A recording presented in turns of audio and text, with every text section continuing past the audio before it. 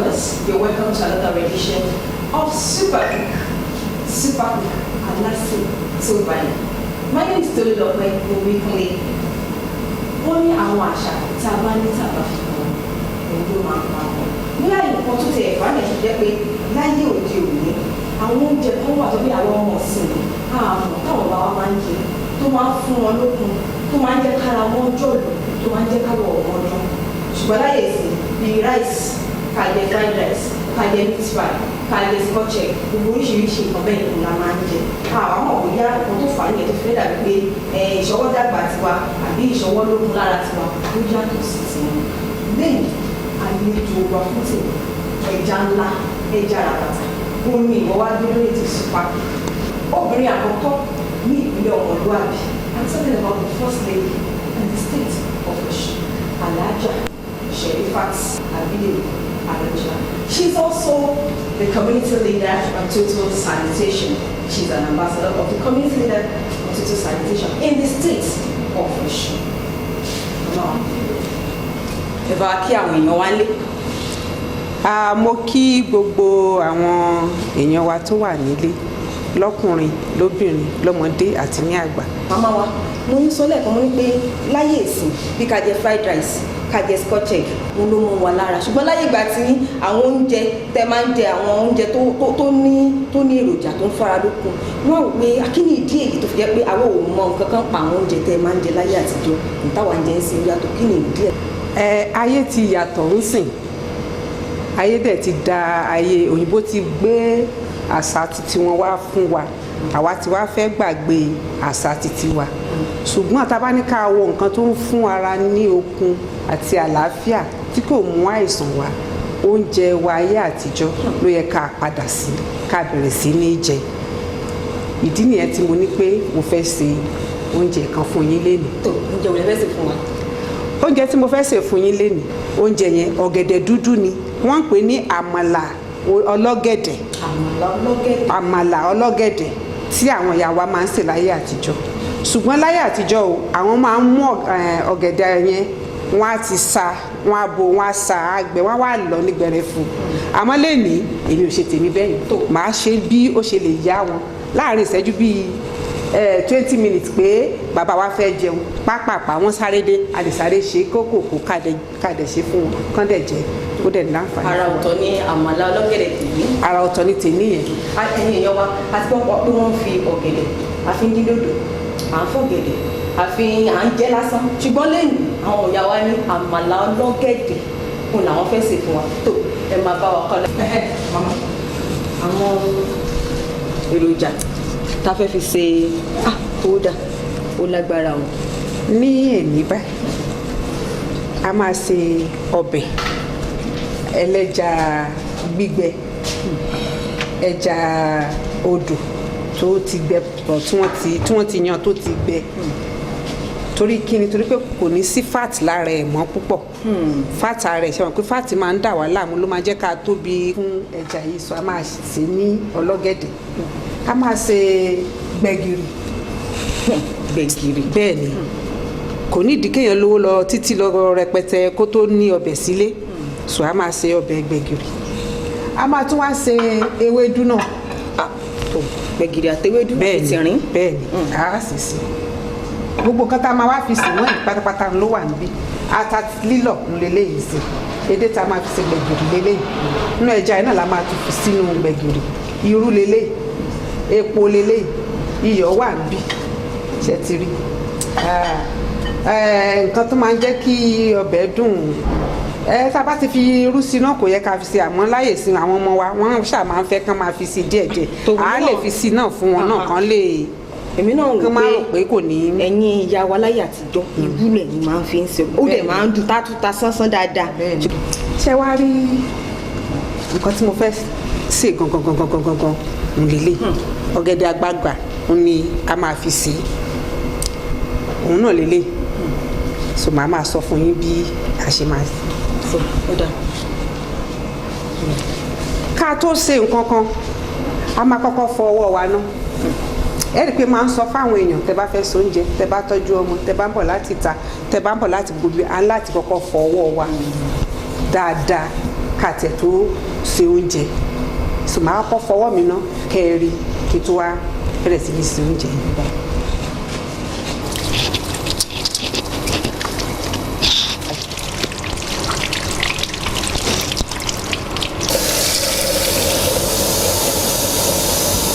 Adé máa gbé kaná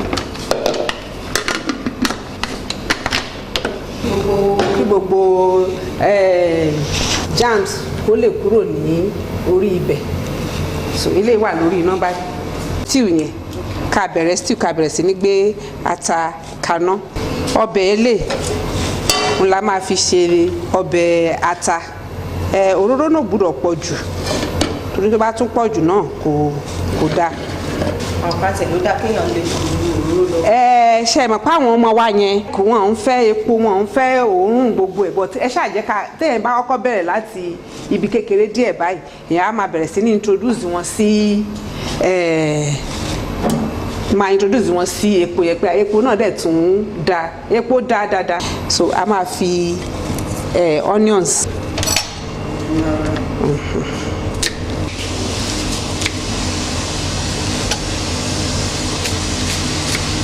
Ọwọ́ báyìí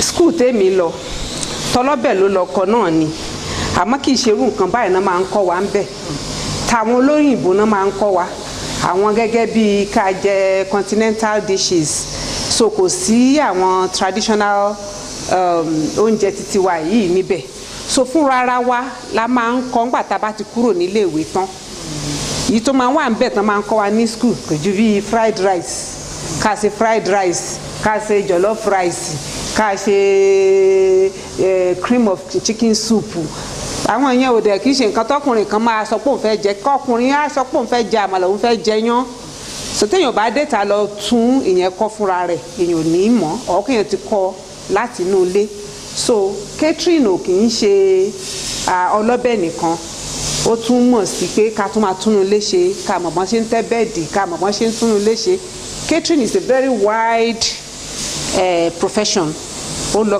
bí wọ́n ṣe ń decorate ilé bí wọ́n ṣe ń decorate òde gbogbo ẹ̀ ní catering and hotel management nǹkan tẹ́mi lọ ṣe nìyẹn.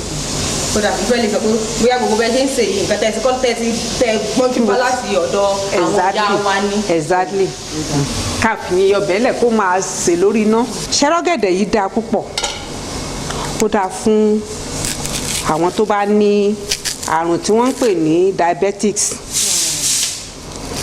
but èmi kàn láìkẹ́ kò sẹ́ni tó ní diabetics lọ́dọ̀ títí wa but mo kàn rí i pé kò sẹ́ni tí ò ní tendency àti ní especially táwọn tó bá ń jẹ ṣúgà tó ń jẹ oríṣiríṣi tó ń jẹ carbohydrate jù but eléyìí ó ní kinní kan tá ń pè ní iron èmi ò mọ nǹkan tá ń pè ní iron ní Yorùbá so ó ní kinní kan tí wọ́n ń pè ní iron so it's very very rich in iron àti vitamin A ó ní iron vitamin A ó ní vitamin C pàápàá kódà vitamin B gan wà nínú ẹ̀ ṣé ó ti yé yín so ó dẹ̀ dáa fún ẹni tó bá ní high blood pressure eléyìí bóyá ẹ̀ ní nílé bóyá ẹ̀ nílé tán lọ yẹn sílé bóyá dádì dẹ̀ ó dẹ̀ ní pé wo kíní yẹn gangan lòún fẹ́ jẹ ẹ wá ro eléyìí fún ìyàtọ̀ máa wà nù méjèèjì ìyàtọ̀ wà tá a bá rò tán ẹ̀ rí ìyàtọ̀ náà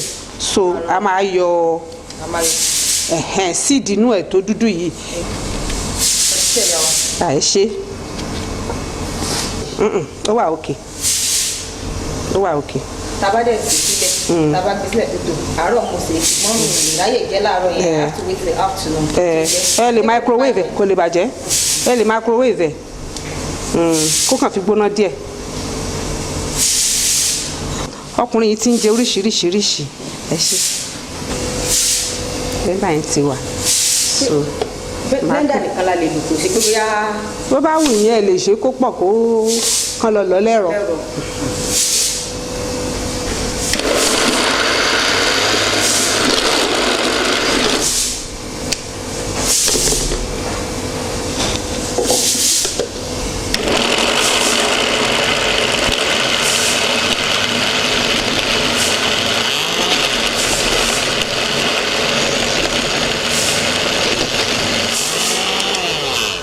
pé mo fẹ́ kó kí ni ò jẹ́ kí n bomi púpọ̀ sí i.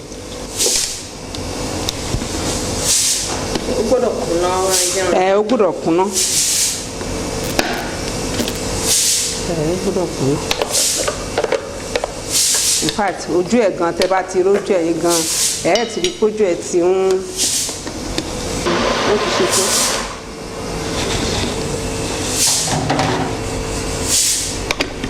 Ṣé rí bó ṣe rí? Màá wá dà sínú. Nígbà tí wọ́n bá ní àwọn tó ń lọ ẹ̀wà gan. Bẹ́ẹ̀ ló ṣe fẹ́ rí, so màá kó yòókù náà sí. And our guest, our super for today, is the first lady in the state of Osun. I'm talking about Alase Sherifat Aregbesola. Ẹ jẹ́ ká wo kíní tá a gbé kaná. A lè dédé ṣí báyìí torí pé ó lè téèyàn bá ṣí báyìí ó lè fọ́yàn lójú gan. Ṣé rí nǹkan tó ti ṣe ń sìn, so ó ti fọ́, so máa wá dà sínú pot tá a fẹ́ fi sè kó sì máa fọ́ lọ. Rárá o, kó sì máa fọ́ lọ. Ṣé rí pé ó ti rọ̀ báyìí, so tí n bá wá blend ẹ̀ ó máa wá jẹ́ kí gbogbo ẹ̀ lẹ́ máa lò tán tẹ́ bá blend ẹ̀, but tẹ́ bá forógùn fọ kò ní smooth dáadáa. Ó ti yé yín, kò ní smooth. But ṣe eré léyìí gbogbo ẹ̀ lẹ́ máa lò tán, kò ní pé wọ́n ń ṣẹ́ kinní kan wọ́n kò sí níbẹ̀. Rárá. Àbùlà bẹ́ẹ̀ ni èmi ò dẹ̀ kí n láìké ewédú tí wọ́n bá blend, so máa ń fi kán díẹ̀ sí torí pé gbẹ̀gìrì tí mo fẹ́ sè kò ní pọ̀ púpọ̀, so epo yìí ti dá báyìí. Lẹ́yìn ní fa àlùbọ́sà sí torí máa fa àlùbọ́sà yẹn mo fẹ́ kó smooth, kò ní dín lọ títí.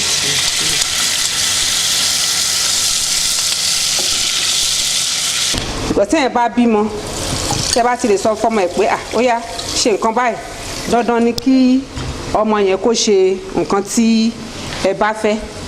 Ẹ ṣáà lè rán ọmọ níṣẹ́ kó wá lòun ò ní lọ.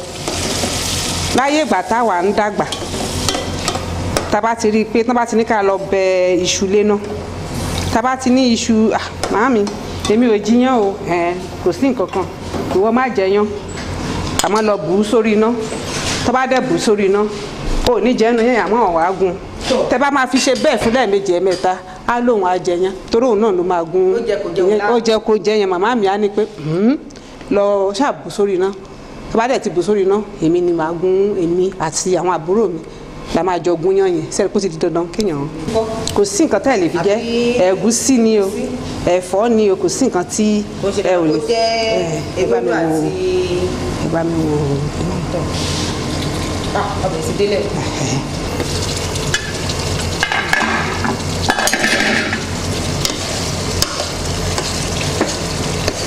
Kí tìrú máa lọ ṣètò àti ilé ìsìn ṣe ti rí nǹkan tá a blend lẹ́ẹ̀kan lílé. So mọ́ínmọ́ín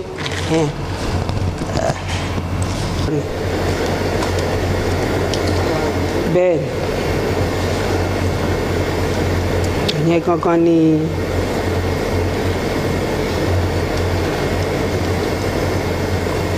ó máa Ó tún ní ìsinmi. bẹ́ẹ̀ ni a kàn máa rú báyìí tó máa fi le gbọ̀dúmọ̀ tẹ́ bá ti ń ṣe máa le sí i.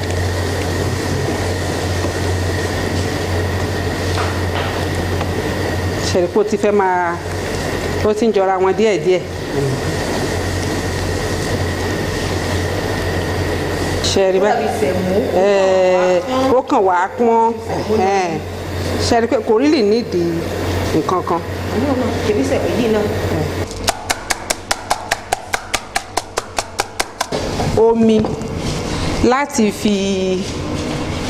láti fi ìgbàkọ sínú omi.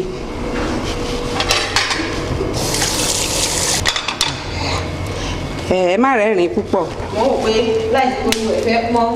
Mọ́ínmọ́ín ẹ má rẹ́rìn púpọ̀. Àbí èkó tá a wá ń lo ewé o. Ṣẹ̀rí báyìí. so bó ṣe máa wà báyìí ṣe rí pé kù lẹ́yìn ìgbà má bóyá báyìí ló ṣe yẹ ká ṣe òun yẹn ní òye mi ó wá kú gbẹ̀gìrì so eléyìí náà ń sìn ṣe rí pé ó ti di in fact èèyàn lè ṣe kó pọ̀ sílé so orí afẹ́sáré gbẹ́rà ká tó bọ́ ẹ̀wà ká tó kò ní bàjẹ́ tí èèyàn bá ti gbé sínú freezer kò lè bàjẹ́ ìyá kan dín ata ẹ̀ ni.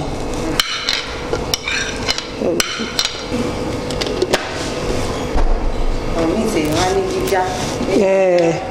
ẹlòmíì máa ń jà.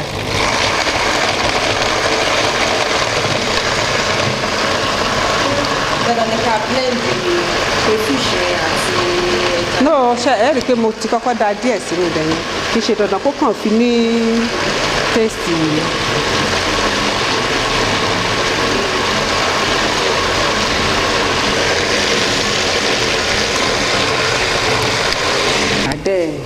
Màá pa lára ògiri màá dẹ̀ ọ̀rá gbé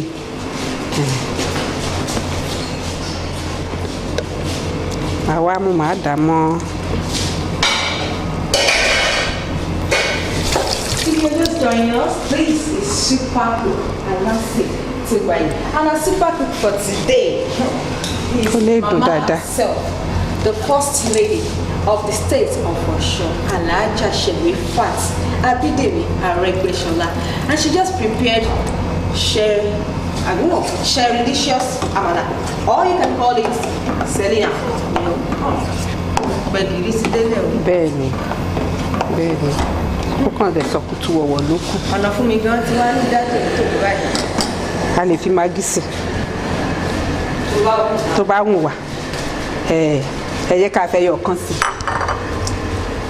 a dẹ̀ lè má fi sí náà but bẹ́ẹ̀ bá ṣe ń jẹ ẹ́ sí ni ẹ rí i pé nígbà tí mo fi magí sí ọbẹ̀ yẹn lẹ́ẹ̀kan mi ò fi iyọ̀ sí ó máa ń dá kéèyàn ní blender kó pọ̀ lóríṣiríṣi èyí tá a máa fi ṣe juice tó fẹ́ ṣe juice náà.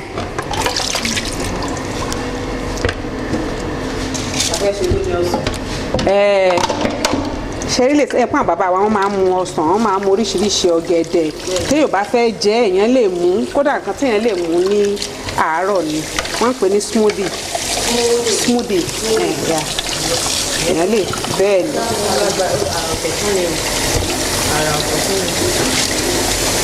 ó ní àmàlà ọlọ́gẹ̀dẹ̀ tààrà wọ́n sì mú ewu tí sábà ní pọ́sí tó tó lè ka bí èèyàn gbé sínú kúlà àbí. kò sí gbogbo nǹkan tẹ́ bá lè tán fi ṣe àmàlà àbí tán fi ṣe nǹkan míì náà lè fi òun náà ṣe kò sí nǹkan kan tí ẹ lè fi ṣe ẹ lè gbé sínú kúlà tẹ́ bá fẹ́ kó máa gbóná.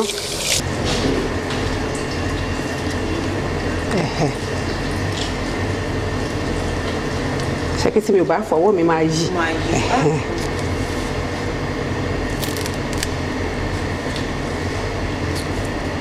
kọ́ wa lọ́kọ́ pé òye tinú ẹ̀ ni mo fẹ́ jẹ́ o kò nídìí kí n fọwọ́ mi kò nídìí kí n fọ́ àrẹ̀ ṣe bí tinú ẹ̀ ká tún máa fọwọ́ wa gan tó rọ́wọ́ wa yìí tí ọwọ́ wa lè yí tinú ẹ̀ tá a fẹ́ jẹ.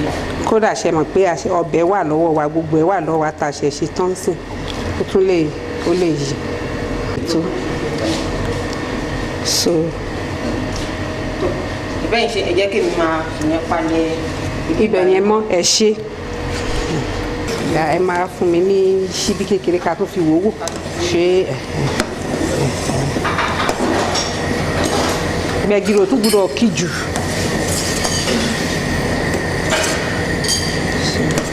gbà pé ǹjẹ́ a tún máa gé sílẹ̀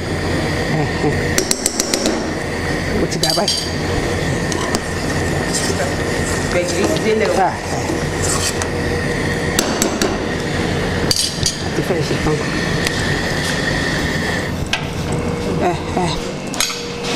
Bí juice lè ṣe máa rí tó máa dàbí juice tí tá máa mú yẹn ní bọ̀ ṣe rẹ́lẹ̀ tá máa mú yẹn wọ́n ti fi ṣúgà sí ṣúgà ti wà ń bẹ oríṣiríṣi nǹkan ti wà ń bẹ bọ̀ tí eléyìí it's natural ẹ kàn máa dà sínú blender yẹn báyìí náà ẹ rí i pé blender eléyìí tún yàtọ̀ sí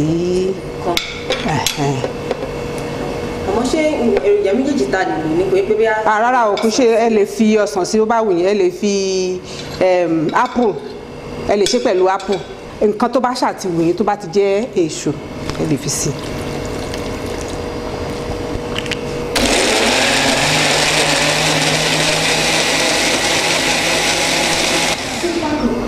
Alase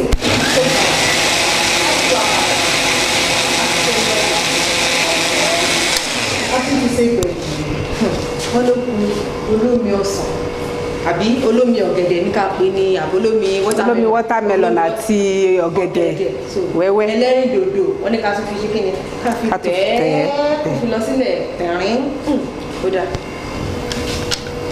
àti parí ẹ̀ báyìí ó ti tán bẹ́ẹ̀ ni ó ti dùn. kò sí pé a máa tún fi anything sí. rárá kò sí nǹkan mi tí a máa fi sí sínú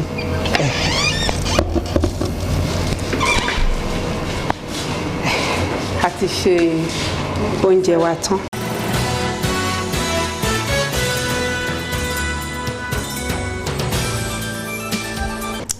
lẹ́yìn ìgbà tí a ti ṣoúnjẹ tán a ní láti gbé wá sí orí tébù bí tí a ti máa jẹun. ọ̀tọ̀ ní kéèyàn ṣe oúnjẹ ní orí iná kó dáa ọ̀tọ̀ ní kéèyàn presentation ó really matter. ìgbà míì wà gan oúnjẹ lè má dùn àwọn mìíràn bá ṣe present oúnjẹ ó tún matter kéèyàn. mo ṣe ń wo ìgbà presentation lásán ó tún ti mú mi. so ẹ jẹ́ kí n dìde àmọ́ ká tó ṣe nǹkan kan ẹ ṣàrí pé ọwọ́ ìṣá ni náà ní fífọ̀ ẹ ṣáà jẹ́ ká máa fọ ọwọ́ wa ká tó jẹun.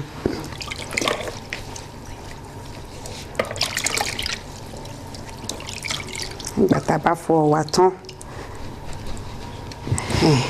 ẹ rí i pé ọbẹ̀ ẹja yẹn lélẹ̀ ewédú yẹn lélẹ̀ and ìgbẹ̀gìrì wa lélẹ̀. èmi nìkan náà. then èèyàn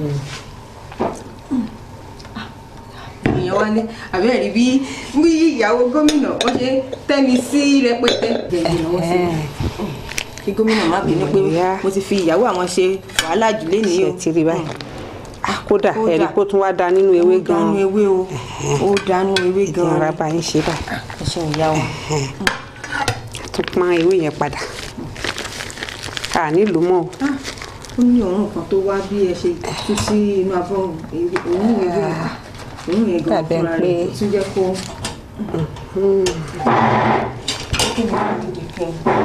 ṣe ẹ̀ka ṣàrà mu sí ẹ̀gbẹ́ kan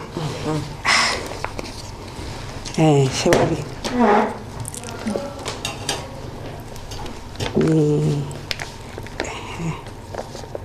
èèyàn gbọ́dọ̀ máa jẹ oúnjẹ yìí lójoojúmọ́ kára má lò.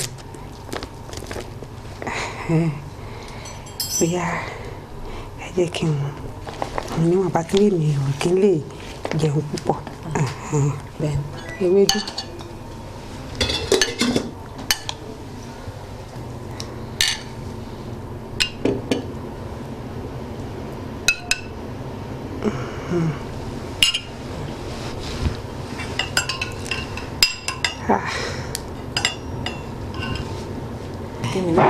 kémi wàá fọwọ́ yín. ọwọ́ kí wọ́n dàbí pé mo lu òfin aya gómìnà lórí ká máa fọwọ́ wa ká fọ gbogbo ẹ̀.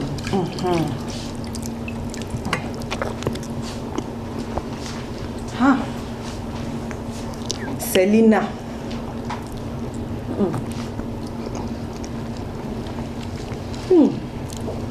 ìyá wa oúnjẹ yìí dùn ìyá wa ẹ kú iṣẹ́ látàárọ̀ tẹ́ ti ń gbé tẹ́ ti ń sọ tẹ́ ti kódà iṣẹ́ lẹ ṣe oúnjẹ yìí dùn púpọ̀ ó dùn púpọ̀ ẹ̀yin èèyàn wá ń lé kálẹ̀ tó ń jọ ìwé máa mọ̀ pé ìyá wa jẹ́ pé wọ́n ṣe ti kí ìpínlẹ̀ Ọ̀ṣun lè dáa káwọn ìyá kan ṣe dáadáa káwọn ọmọ ṣe dáadáa wọn mọ oúnjẹ sè torí ẹni gómìnà ṣe ń dán ẹ kú iṣẹ́ látàárọ̀ ẹ ṣe àmọ̀ rí yín báwo tó títí ọjọ́ mẹ́jọ tẹ́tù máa pàdé wa orúkọ tèmi ni Tolulope Omikunle Super Cook Alase tí ó gbayì.